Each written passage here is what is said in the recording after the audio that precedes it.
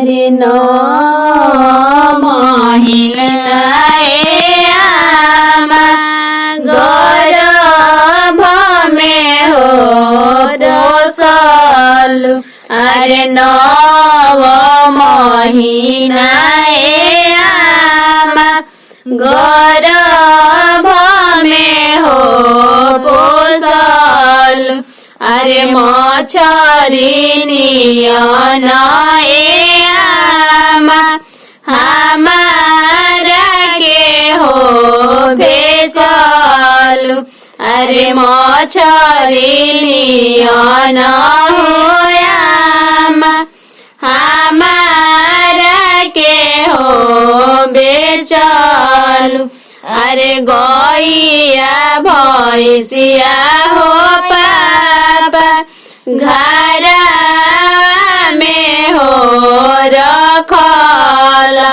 अरे अपना दुलारी हो धिया के दूर घरे हो भेजल। अरे अपना दुलारी हो धिया के दूसर घरे हो भेजल। अरे भैया भैंसिया हो बेटी घरवा के हो लक्ष्मी। अरे सुंदर दुलारी हो बेटी ससुर घरे हो शोभी।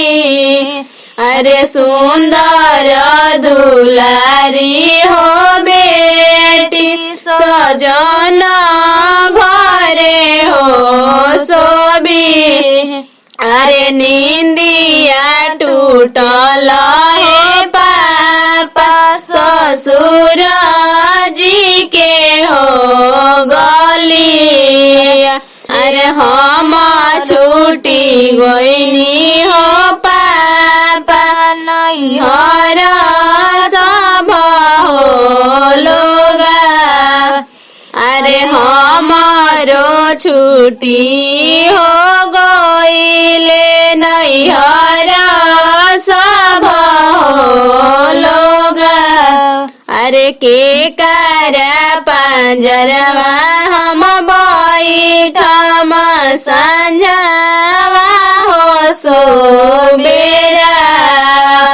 अरे के करा पंजरवा हो बैठम संझवा हो सोबेरा।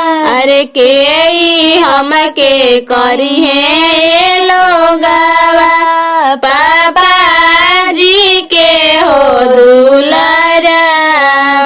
अरे के हम के गई है हो